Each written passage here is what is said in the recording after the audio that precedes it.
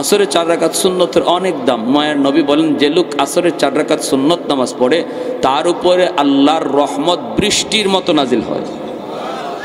আল্লাহর রহমত বৃষ্টির মতো নাজিল হয়। আসরের 4 রাকাত সুন্নতের এত গুরুত্ব, যদিও সুন্নতে মুআক্কাদা না, গায়রে মুআক্কাদা, সুন্নতে জায়েদা, পড়লে সওয়াব, না পড়লে গুনাহ নাই। এজন্যই আমরা আসরে 4 রাকাত পড়ি না, সুন্নত ম্যাক্সিমাম পড়ি না। কেন? কারণ না পড়লে গুনাহ নাই, আর জোরেরটা পড়ি, না পড়লে গুনাহ আছে। তিনি শর্ত লাগাইছেন জোহরের 4 রাকাত না, যেটা সুন্নতে মুআক্কাদা পড়া লাগবে, না পড়লে গুনাহ, এটা না। আসরের 4 রাকাত সুন্নত, যেটা না পড়লে কোনো গুনাহ নাই, কিন্তু পড়লে অধিক সওয়াব, অনেক সওয়াব, রহমত বৃষ্টির মতো নাজিল হয়। এই সুন্নতটা যার জীবনে কোনোদিন ছুটে নাই, আছেন এমন কেউ? 2 নাম্বার, জামাত যার জীবনে কোনোদিন তরক হয় নাই। কইবেন হুজুর জামাত তো বাদ, গড়েই তো নামাজ পড়ি না, ঠিক না? আর আপনি কোন সুন্নত ফরজেরই তো খবর নাই। তাহাজ্জুদ তার জীবনে ফৌত হয় নাই। এটা তো মাশাআল্লাহ এমন 2 একজন বাইরে বহেরে যদি জিগান তাহাজ্জুদের টাইম কোনটা কইতো, কইব জোরে পড়ে, এটার খবর নাই। 4 নাম্বার, জীবনে কোনোদিন নারীর দিকে নজর পড়ে নাই। বেগানা নারীর দিকে নজর হঠাৎ করে পড়াটা দোষ না, নজর আটকায় রাখা, জমায়া রাখাটা দোষ। নজর পড়ে গেছে, নবী বলেন, মা মিন মুসলিমিন ইয়ানজুরু ইলা মাহাসিনি ইমরাতিন আউওয়ালা মাররা সুম্মা ইয়াগুদ্দু বাসারা ইল্লা আহদাসাল্লাহু লাহু ইবাদাতান ইয়াজিদু হালাওয়াতাহা। আল্লাহর নবী বলেন, যদি সুন্দরী কোনো নারীর দিকে, বেগানা কোনো নারীর দিকে কারো নজর পড়লো আর সাথে সাথে চোখটা ফিরাই পেল আল্লাহর ভয়ে, এই লোকটার আমলের মধ্যে আল্লাহ হালাওয়াতে ঈমান দান করে। হালাওয়াত কাকে বলে? স্বাদ। মিষ্টি খাওয়ার পরে আমরা মুখের মধ্যে, যেমন মিষ্টি খাওয়ার পরেও মুখে একটু মজা লাগেনি, না লাগে না? মিষ্টি খাওয়া শেষ, এরপরে মুখে মজা রয়ে গেছে। ঠিক তেমনি যে মানুষটা তার নজরের হেফাজত করবে, বেগানা নারীর দিকে চোখ ফিরায় রাখবে, পড়লেও সাথে সাথে ফিরাইলেছে, জমাইছে না, আল্লাহ তার নামাজের মধ্যে মিষ্টি খাওয়ার মতো স্বাদ দিয়ে দিবে, কোরআন তেলাওয়াতের মধ্যে মিষ্টি খাওয়ার মতো স্বাদ দিয়ে দিবে, জিকিরের মধ্যে মিষ্টি খাওয়ার মতো স্বাদ আল্লাহ দান করবে।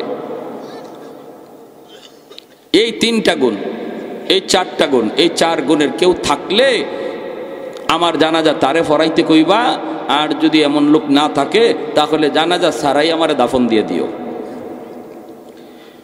আল্লাহর ওলি কুতুবউদ্দিন বখতিয়ার কাকি রহমাতুল্লাহি আলাইহি এই শর্ত দিয়ে আল্লাহর ওলি তিনি ইন্তেকাল করলেন।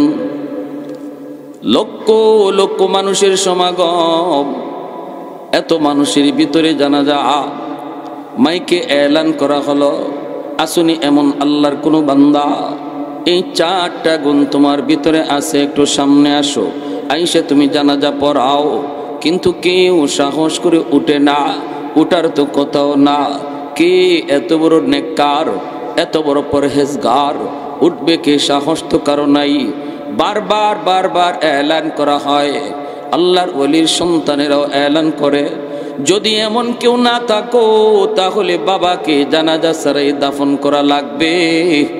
কারণ আব্বার ওসিয়ত হলো, যদি পাওয়া না যায় তাহলে জানাজা ছাড়াই আমাকে দাফন করবা। এলানের পর এলান, এলানের পর এলান, কেউ দাঁড়ায় না। হঠাৎ করে যখন ঘোষণা হয়, তাহলে তোমরা যার যার মতো করে বাড়ি চলে যাও, যার যার মতো করে বাড়িতে চলে যাও, জানাজা হবে না, জানাজা ছাড়াই ওনাকে দাফন করা হবে। এই ঘোষণা দেওয়ার পর মজলিস থেকে একজন মানুষ চাদর মুড়ি দিয়া, চেহারাটা না দেখাইয়া আওয়াজ দিয়া কই, কুতুবউদ্দিনের সন্তানেরা দাঁড়াও দাঁড়াও, আমি জানাজার নামাজ পড়াবো। লক্ষ লক্ষ মানুষ তাকায় তাকায় শুধু দৃশ্যগুলি দেখতেছে। কে সে আল্লাহর বান্দা? কে সে আল্লাহর বান্দা? অবশ্যই তার জীবনে কোনো দায় দায়িত্ব নাই, হয়তো সে কোনো বিয়ে শাদী করে নাই, জীবনটা মসজিদের ভিতরেই পয়সা পয়সা কাটায় দিছে, হয়তো সে বহুত বড় বৈরাগী, বহুত বড় বৈরাগী, কোনো দায় দায়িত্ব দুনিয়াদারি তার কাঁধে নাই। নতুবা এমন 4টা আমল কেমন করে সম্ভব? কেমন করে জীবনে আসরের সুন্নত তরক করে নাই, কেমন করে জীবনে কোনোদিন জামাত তরক হয় নাই, কেমন করে তার জীবনে কোনোদিন তাহাজ্জুদ ফৌত হয় নাই, কেমন করে কোনোদিন বেগানা নারীর দিকে নজর জমায় নাই, তাহলে সে কোনো সাধারণ কোনো মানুষ নয়, তার জীবনে কোনো দায় দায়িত্ব হয়তো কিছু নাই। কিন্তু ওই আল্লাহর বান্দা সামনে গেলেন, যাইয়া তিনি চাদর থেকে মুখটা সরাইলেন। উপস্থিত মানুষগুলি তাকায়া তাকায়া দেখা সবাই অবাক। ওই সময়ের এই মানুষটা হলো সবচেয়ে বেশি ব্যস্ত মানুষ। এত বড় দায়িত্ব আর কারো কাঁধে না। জোরে সুরে কোন আল্লাহু আকবার। আল্লাহর ওলি তিনি ওই জায়গায় যাইয়া চাদরটা থেকে মুখটা সরাইয়া কুতুবউদ্দিন বখতিয়ার কাকির চেহারাটা সরাইয়া আওয়াজ দিয়া বলতেছেন, ওরে কুতুবউদ্দিন, ওগো আল্লাহর ওলি, কেন তুমি এই শর্তগুলি লাগাইছো? কেন তুমি এই শর্তগুলি লাগাইছো? কেন তুমি শর্তগুলি লাগাইছো? আমি আমার জীবনের এই গোপন আমলগুলি দুনিয়ার কাউকে জানাই নাই। আমার মা জানে না, আমার বাবা জানে না, আমার স্ত্রী পর্যন্ত আমার এই আমলের খবর জানে না। আমি তো চেয়েছিলাম এই গোপন আমলগুলি শুধু আমি জানি আর আমার মালিক জানি। কেন তুমি শর্তগুলি লাগাইছো? এই শর্ত করার কারণে আমার গোপন আমল মানুষ জেনে গেল। কিয়ামতের ময়দানে যদি আমি আল্লাহর কাছে এজন্য পুরস্কার কিছু কম পাই, আল্লাহর দরবারে তোমার বিরুদ্ধে মামলা দেব। সুবহানাল্লাহ, আর একটু জোরে কন্যা সুবহানাল্লাহ। কুতুবউদ্দিন তিনি তো ভালো করে জানতেন, তিনি জানতেন বিদায় শর্ত লাগাইছেন।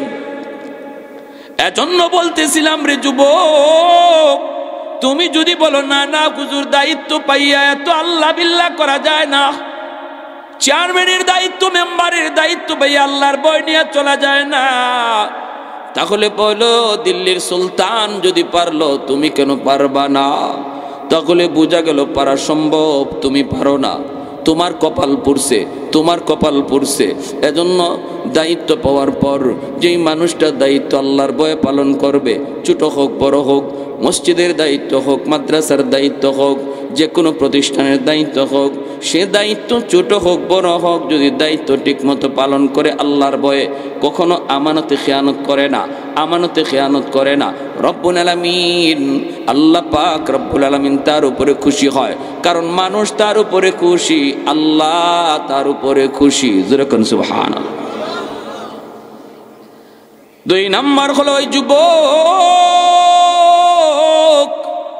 যেই যুবক যৌবনে আল্লাহর গোলামি করে, সুবহানাল্লাহ, যেই যুবক যৌবনে আল্লাহর গোলামি করে তার জন্য আল্লাহর ওলি হওয়া সহজ। কারণ দুনিয়াতে এমন কোন আল্লাহর ওলি নাই যেই ওলি যৌবনে আল্লাহর ওলি হয় নাই রে ভাই। এজন্য যৌবন কালটা হলো আল্লাহর ওলি হওয়ার বয়স, যৌবন কালটা হলো আল্লাহকে খুশি করার বয়স। যৌবন কালে আল্লাহ পাক যুবকের ইবাদতের উপরে বেশি খুশি হয়ে যায়। কারণ হলো লা ওয়ারা আকাল কাফি। নবীজি বলেন, আল্লাহর নবী বলেন, গুনাহ করার সামর্থ্য আছে, শক্তি আছে, সুযোগ আছে, এরপরও যেই মানুষটা গুনাহ করে না সেই হলো তোমাদের ভিতরে আল্লাহর ওলি, সেই হলো তোমাদের ভিতরে বড় পরহেজগার। গুনাহ করার শক্তি আছে, সামর্থ্য আছে, সুযোগ আছে, এরপরও করে না, সে হলো তোমাদের ভিতরে বড় পরহেজগার। বৃদ্ধ মানুষ গুনাহ করা তার জন্য কঠিন, গায়ে শক্তি কম, চাইলেই একজন বৃদ্ধ মানুষ চুরি করতে পারবে না। কিন্তু যুবক চাইলেই সে যা খুশি তা করতে পারে। আওয়াজ দিয়ে এখন ঠিক কিনা? গানের আয়োজন করতে পারে, ওয়াজের আয়োজন না কইরা, ঠিক না? এই যুবকগুলি, যে যুব সমাজ, তারা চাইলে খেলার আয়োজন করতে পারতো, গানের আয়োজন করতে পারতো। চেয়ারম্যান সাহেব যদি নিষেধ দেয়, চেয়ারম্যানরে 2 রাইনে সভাপতি বানাই দিবে। হ্যাঁ, ক্ষমতা তারা, যুব সমাজ এক যদি হয়ে যায়, এলাকার মেম্বার সবাই মুরব্বী কেউ যদি বাধা দেয়, বেটা গান করাইস না, রাত্রে গিয়া গড় হামাইয়া কইব পিস্তল দইরা, কালকের গানে অনুষ্ঠানের সভাপতি তুমি। তো ইজ্জত কমলো না বাড়লো না? কমলো, পারে তারা, কিন্তু এতটুকু করলো না জালালাবাদ যুব সমাজ। করলো না। যৌবনের চাহিদা হলো গুনার দিকে যাওয়া, যৌবনের চাহিদা হলো যাত্রার প্যান্ডেল দেখা, যৌবনের চাহিদা হলো খেলার আয়োজন করা, যৌবনের চাহিদা হলো ডাব চুরি করা, যৌবনের চাহিদা হলো হাঁস চুরি করা। বন্ধু চোখের সামনে জিনা ব্যভিচারে লিপ্ত, বন্ধু চোখের সামনে ভালোবাসা দিবস পালন করে, কিন্তু যেই যুবক যৌবনে পাগলামি করে না, যৌবনে তার কিন্তু সে পাগলামি করে না, যৌবনকে কন্ট্রোল করে, পাগলা গুড়ার লাগাম টেনে ধরছে। যৌবনে তারে মসজিদে দেখা যায়, যৌবনে তারে ওয়াজ মাহফিল করাইতে দেখা যায়, যৌবনে তারে বাপ্পার সেবা করতে দেখা যায়, যৌবনে মুরব্বীদের শ্রদ্ধা করতে দেখা যায়, যৌবনে উলামায়ে কেরামকে তাজিম করতে দেখা যায়, যৌবনে তার মাথায় টুপি পাওয়া যায়, যৌবনে তার মুখে দাড়ি দেখা যায়। আল্লাহ নবী রহমতের নবী বলেন, ওই যুবক যৌবনেই আল্লাহর ওলি হইয়া যায়। লাউলা মাশাইখু রুক্কা ওয়াশ-শাবাবু খুশশা ওয়াল আতফালু রুদ্দা ওয়াল আনআমু রুদ্দা লাজআলতুস সামাআ হাদিদা ওয়াল আরদা খাফসাফা ওয়াত তুরাবা রামাদা ওয়ামা আনজালতু মিনাস সামাই কাতরা ওয়ামা আম্বাততু মিনাল আরদি নাবাতা বাল আনজালতু আলাইকুমুল আযাবা সাব্বা। আল্লাহ পাক রব্বুল আলামিন বলে, প্রতিদিন জমিন আল্লাহকে ডাক দিয়া কয়, ও মালিক আর কত আমি গুনাহ দেখব, আর সহ্য হয় না। আল্লাহ, আমি জমিনের উপরে যে গুনাহগুলি হয়, যেই অন্যায় হয়, যেই জুলুম হয়, আমি জমিন আর কত সইব, আর কত আমি দেখব, একটু অনুমতি দাও। আবতালি ইবনা আদম ফি কারি, আমি সবগুলি জালেমকে আমার পেটের ভিতরে ঢুকায়া দেই। আল্লাহ কই কেন? কইলি আন্নাহুম ইয়ারযুকু বিরিজকিকা ওয়া ইয়াসিকা ওয়া ইয়াতাকাল্লামু বিলিসানিকা ওয়া ইয়াসিকা। আল্লাহ তোমার দেওয়া হাত দিয়ে তোমার নাফরমানি করে, তোমার দেওয়া জবান দিয়ে তোমার নাফরমানি করে, তোমার দেওয়া পা দিয়ে তোমার নাফরমানি করে। আসবিরু ইলা মাতা আসবিরু, আমি জমিন আর কতকাল ধৈর্য ধরব, আর কত কাল আমি জালেমের জুলুমগুলি দেখব। ও মালিক, আমি আর কত জালেমের জুলুম দেখব, আমি আর কত জালেমের জুলুম সইব। অনুমতি দাও, অনুমতি দাও।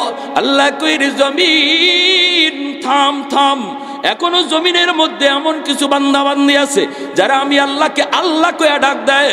এখনো জমিনের ভিতরে এমন কিছু আমার বান্দা বান্দি রয়েছে, এই মানুষগুলির তোমরা ধ্বংস করে দিতে চাও, কিন্তু জানো না ওই মানুষকে আমি আল্লাহ কত আদর করে বানাইছি। জোরে কোন সুবহানাল্লাহ। আসমান আল্লাহ বানাইছেন কুন ফায়াকুন বইলা, জমিন আল্লাহ বানাইছেন কুন ফায়াকুন বইলা, ফেরেশতা আল্লাহ বানাইছেন কুন ফায়াকুন বইলা, কিন্তু আমারে আপনারে আল্লাহ পাক কুন ফায়াকুন বইলা বানায় নাই। আমাকে আপনাকে যখন আল্লাহ বানাইছে, খালাকতু বিয়াদাইয়া, আল্লাহ বলে বান্দা আমার হাত দিয়া তোরে বানাইছি, কারণ এই তোর চেহারার মধ্যে এত দামি কপাল, ওই কপাল দিয়া বান্দা আমার কুদরতি কদমে সেজদা দিবে। অতএব এই কপাল ফেরেশতাদের হাতে বানাইলে হয় না, এই কপাল কুন ফায়াকুন বললে হয় না, এই কপাল কারো হাতে বানাইলে হয় না, আমি আল্লাহ নিজের হাতে বানাইছি।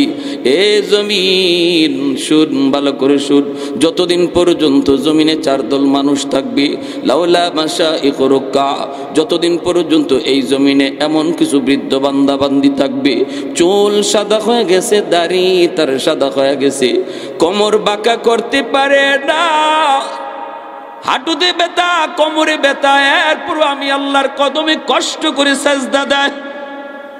আমার ওই বান্দা বান্দি গুলার সেজদার দিকে তাকাইলে এই গুনাহগার জমিনের প্রতি আমি আল্লাহর মায়া লেগে যায়। ওয়াশশাবাবু খুশশা, 2 নম্বর আল্লাহ পাক বলেন, এখনো জমিনের মধ্যে এমন কিছু যুবক রয়েছে যেই যুবক যৌবনের পাগলামি করে না।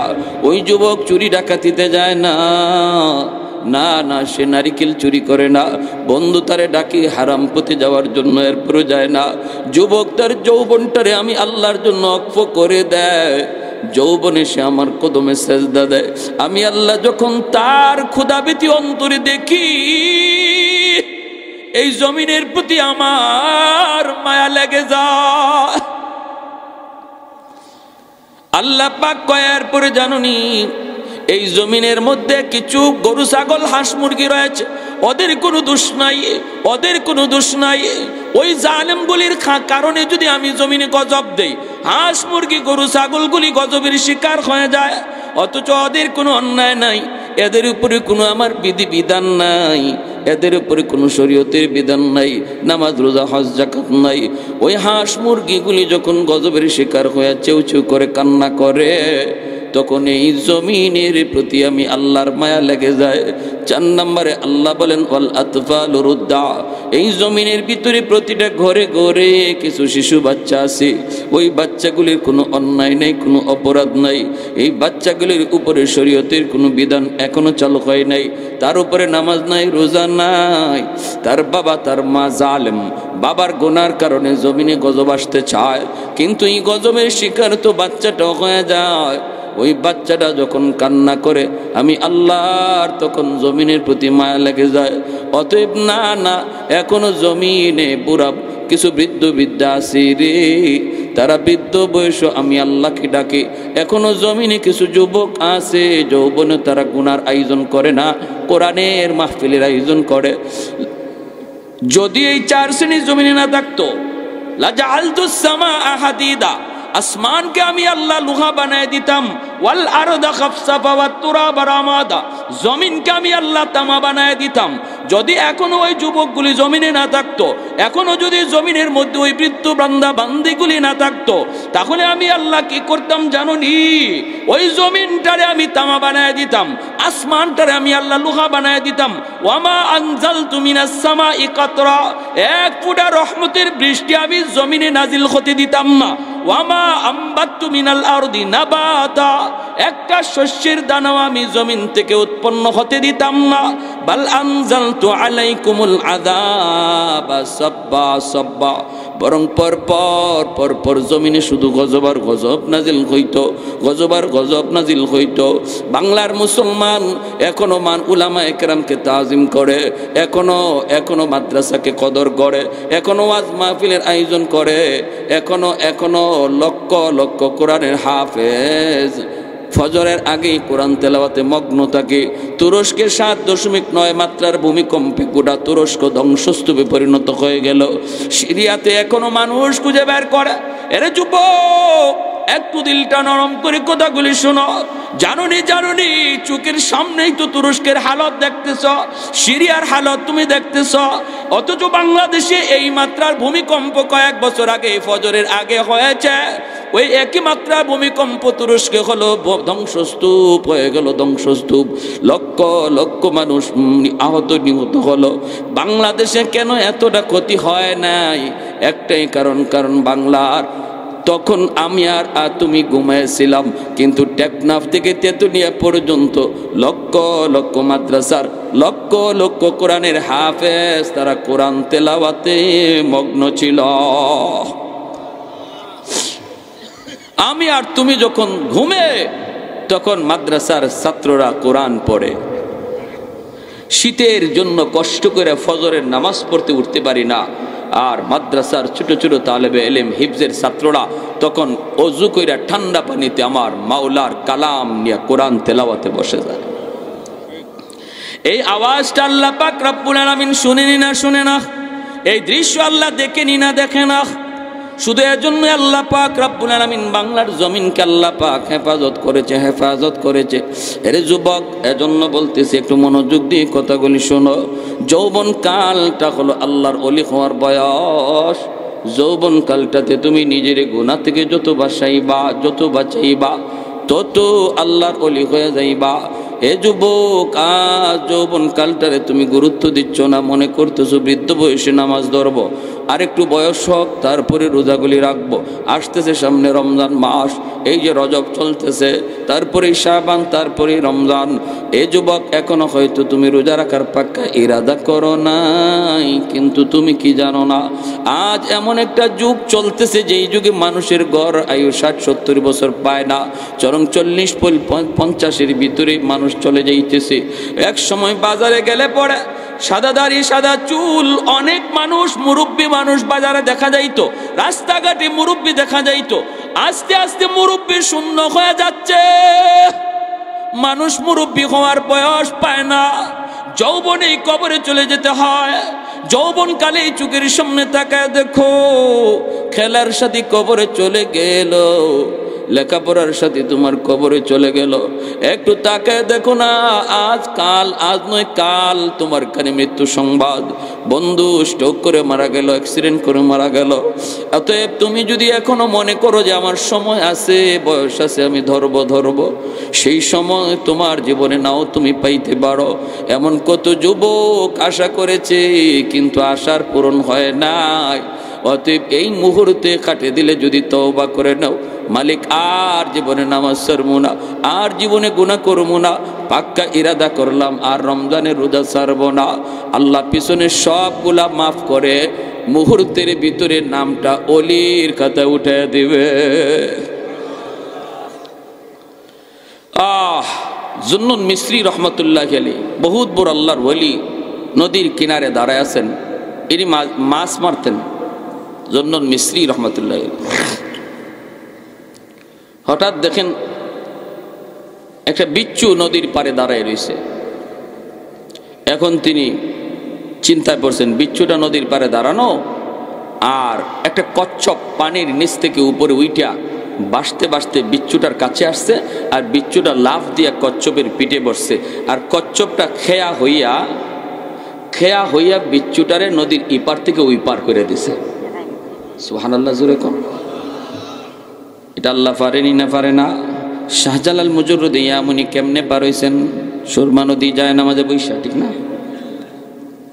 আল্লাহর ওলি জুন্নুন মিসরি রহমাতুল্লাহি আলাইহি তিনি দেখা বলে, মালিক, ও মালিক, তুমি তো সব পারো, কিন্তু আমার একটু দেখতে মন চায় এই বিচ্ছুটা কই যায়, কোন দিকে যায়, কেন তুমি এইভাবে বিচ্ছুরে পার করাইছো? আল্লাহ একটু দেখতে মন চায়, আমাকেও তুমি নদী পার করায় দাও।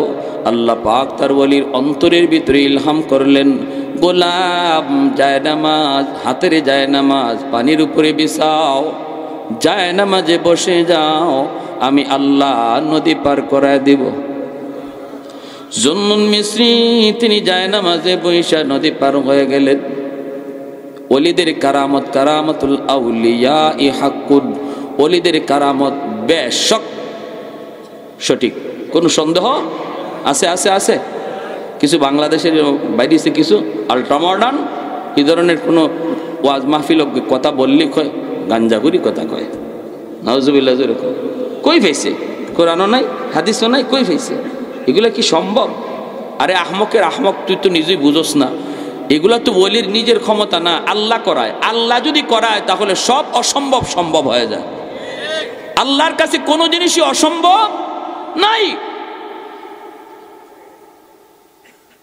সহিহ হাদিস বুকে বগলের তলে লইয়া লইয়া আপনারা আইয়া বিভিন্ন কথা কইব। সাবধান, এরা ইসলামের বহুত বড় ডাকাত, ইমানের ডাকাত, এদের থেকে সাবধান থাকতে হবে, ঠিক কিনা? সহিহ হাদিসের স্লোগান দিয়া দিয়া ভিতরে মধুর জায়গায় বিষ ঢুকাই রাখছে, উপরে লাগাইছে মধু লেবেল, আর বোতলের ভিতরে বিষ, বোতলের ভিতরে বিষ, লেবেল হইল মধু। শাহজালাল মুজররদি ইয়ামুনি পার হইছেন সুরমা নদী জায়নামাজে বৈশা।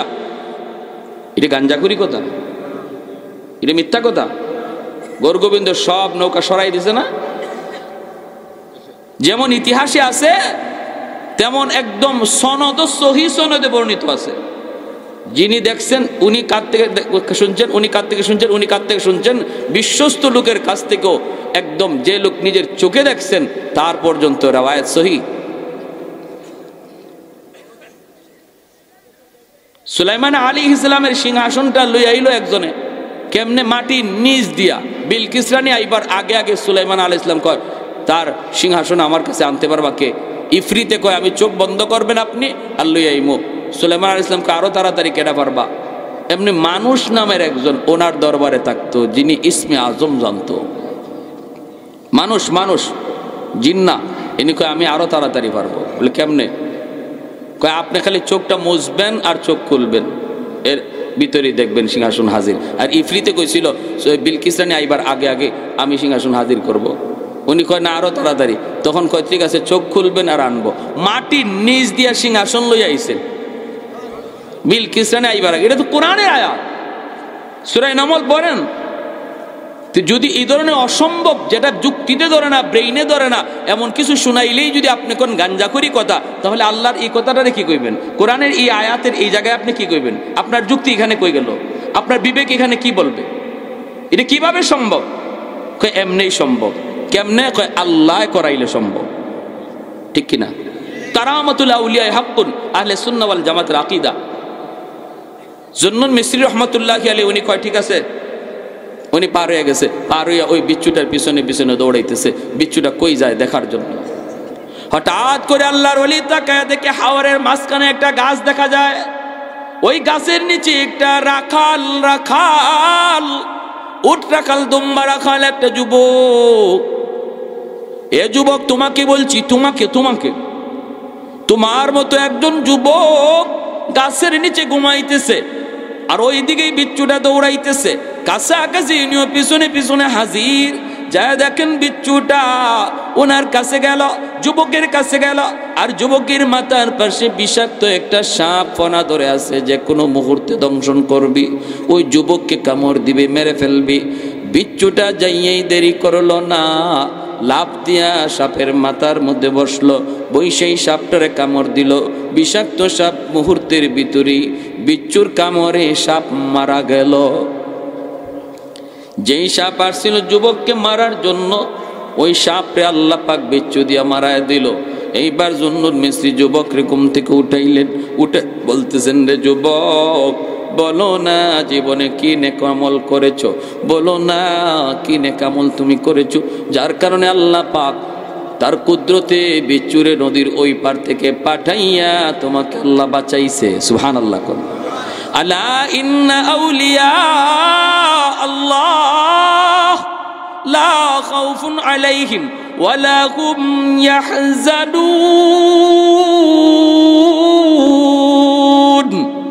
আল্লাহ রাব্বুল আলামিন কই ভয় নাই, তোমার জীবনের ভয়ের বস্তু আমি আল্লাহ দেখব। জিম্মাদারি আল্লাহর। যুবকরে ডাক দিলেন, যুবক কি নেকামল করেছো? এইবার যুবক কয়, আল্লাহর ওলি এটা কি বলে, এটাই সব আল্লাহ পাক করাইছে। সাপে কামড় দিতে চাইছিল, কিন্তু আল্লাহ সাপরে তার কুদরতে মারাইছে। বলো না কি নেকামল তুমি করেছো, এত প্রিয় এত মায়ার আল্লাহর কেমনে হইলা তুমি? আল্লাহ তো তোমার সব জিম্মাদারি নিয়ে নিছে, তুমি তো আল্লাহর ওলি।